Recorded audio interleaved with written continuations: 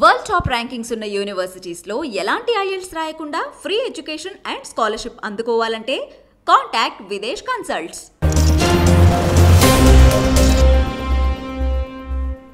తెలంగాణలో మాజీ ముఖ్యమంత్రి అలాగే భారత రాష్ట్ర సమితి అధినేత కేసీఆర్ పైన ఆయన ప్రచారం పైన 48 గంటల పాటు నిషేధం విధిస్తూ ఎన్నికల సంఘం ఆదేశాలు జారీ చేసింది.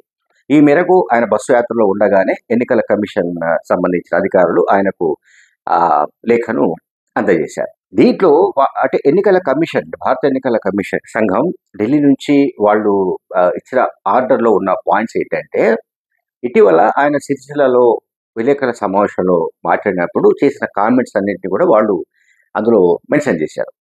అదేమిటంటే, ఈ ప్రభుత్వం అంటే కాంగ్రెస్ ప్రభుత్వం, రేవంత్ రెడ్డి ప్రభుత్వం 3 నెలల్లోనే తెలంగాణ రాష్ట్రాన్ని ఆగమాగం చేసింది. 3 నెలల్లోనే రాష్ట్రాన్ని ధ్వంసం చేసి పారేసింది. వీళ్ళకు పరిపాలన చేత కావడం లేదు.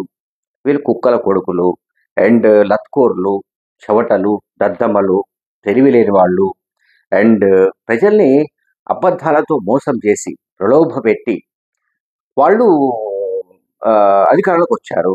ఓకే, 1.8% మార్జిన్తో మాత్రమే వాళ్ళు అధికారంలోకి వచ్చారు కాంగ్రెస్ పార్టీ వాళ్ళు. అది కూడా ప్రజల్ని మోసగించి. అండ్ ఇంకొకటి, ఆయన చేసిన కామెంట్స్లో దొంగనా కొడుకులు అన్నాడు అండ్ యూజ్లెస్ ఫెలోస్ అని చెప్పాడు. అండ్ చేతకాని వాళ్ళు పాలన చేయడం సాధ్యం రాదు వీళ్ళకి, తెలివి లేని దద్దమ్మలు అన్నాడు. తర్వాత ఇంకోటి చెప్పింది ఏంటంటే, మంత్రి కోమటిరెడ్డి వెంకటరెడ్డిని విమర్శిస్తూ మాట్లాడాడు. అడ్డం పొడుగు మాట్లాడే మంత్రి అంటూ ఆయన కామెంట్ చేశాడు. బీజేపీ గురించి కూడా కేసీఆర్ కొన్ని కామెంట్స్ చేశారు అదే విలేకరుల సమావేశంలో.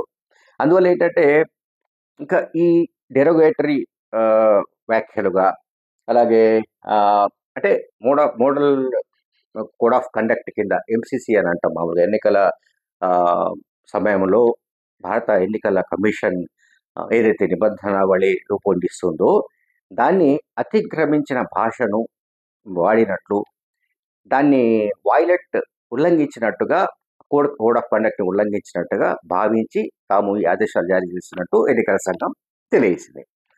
సో ఇది బుధవారం రాత్రి 8 గంటలకు ఈ నిషేధం అమల్లోకి వచ్చింది. మళ్ళీ శుక్రవారం రాత్రి 8 గంటల దాకా అమల్లో ఉంటుంది. ఈలోగా కేసీఆర్ విలేకరుల సమావేశంలో మాట్లాడడానికి లేదు, రోడ్ షోస్లో మాట్లాడడానికి లేదు, లేదా ఇంకా ఎన్నికల ప్రచారంలో పాల్గొనడానికి లేదు.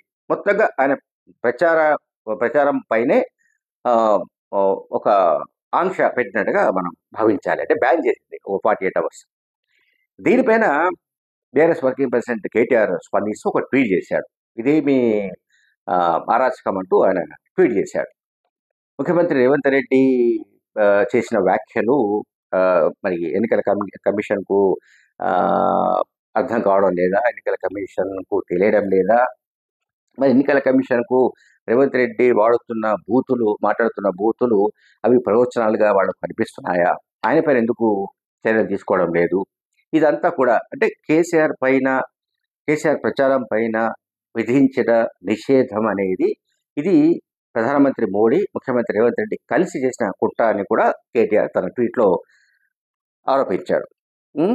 సో అయితే ఇక్కడ మనం గమనించాల్సి ఏంటంటే, చాలా సందర్భాలు ఈ మధ్యకాలంలో ప్రధానమంత్రి మోడీ కూడా కాంగ్రెస్ పార్టీ అధికారంలోకి వస్తే హిందువుల మెడలోని మంగళసూత్రాన్ని లాక్కొని వెళ్ళిపోతారని, ఇంకా అటువంటి కామెంట్స్ అన్ని కూడా ఆయన చేస్తూ వస్తున్నారు.